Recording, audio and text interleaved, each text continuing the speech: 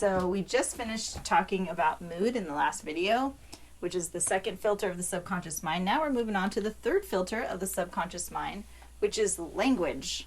All right, again, all this information from the outside world, 2.3 million bits coming through our five senses into our mind. And the filter of the subconscious mind we're focusing on right now is language. I would say what I've noticed, one of the hugest filters in terms of influencing the way we put meaning on this information that's coming in. So all of these filters, essentially what they're doing is they're defining how we're going to interpret this information. Mm-hmm. They're putting meaning on each thing. They're giving each thing definition. And then we're going to do something with that definition. So depending on the language that's being used to give this information to us, to our mind, and what we associate that language with based on how it relates to us is going to determine how we put meaning and experience that information. Okay?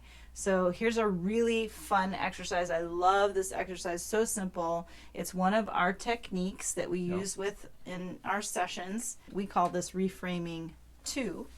Yeah. Okay. How does it work, Jason? It's basically asking the Holy Spirit to give you a whole new perspective, and you create that with Him, and it's awesome. So right now, if you would, think about a problem. It doesn't have to be, a life-crushing problem, but, a problem that you're dealing with. And just kind of sit and think about that right now. Take a moment. How do you feel? How does it make you feel? Or how are you choosing to feel with this problem? Maybe a little bummed out, maybe a little upset, nervous, or anxiety-filled, or, worried. Whatever that is. Right? And so you can speak it out loud, whatever that problem is. Speak out the feeling. Yeah, speak out the feelings. And then what I want you to do is do you remember those Etch-a-Sketches? So you're going to take that problem, but then the Etch-a-Sketch back in the 70s, early 80s, you're going to shake it up, make it kind of like redo it, right? Get a clean slate. Now, instead of thinking that issue is a problem, we're going to think of it as a challenge, right? Just upgraded that to a challenge. Now you see it no longer as a problem, but as a challenge that you're ready to take. And so, how does that feel now?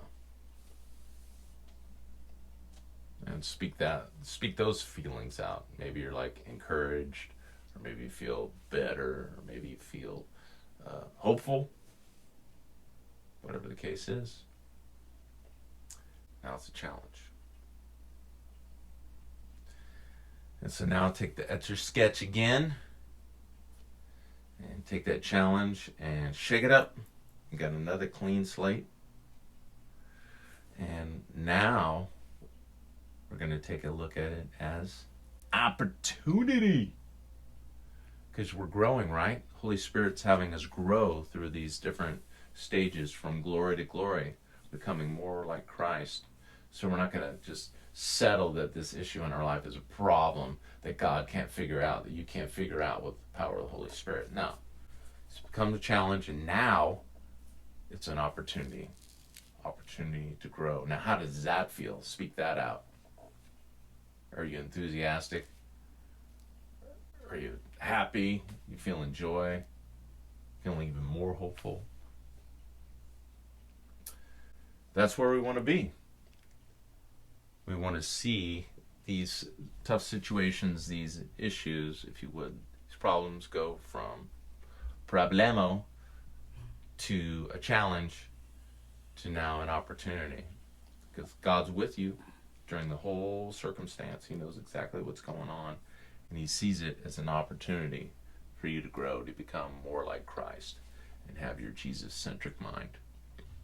I hope you found that really powerful with that very simple exercise. You can use at any time, at any point, to help you sort of reframe your own thinking, right? The meaning that you put because of the language, right? We just used language on purpose, because we understand this filter occurs, we on purpose use language to transform the Holy Spirit, bringing you to seeing things a different way or considering things and putting new meaning on whatever that information that came in was, to an empowered perspective. So I love this. I hope you loved it too.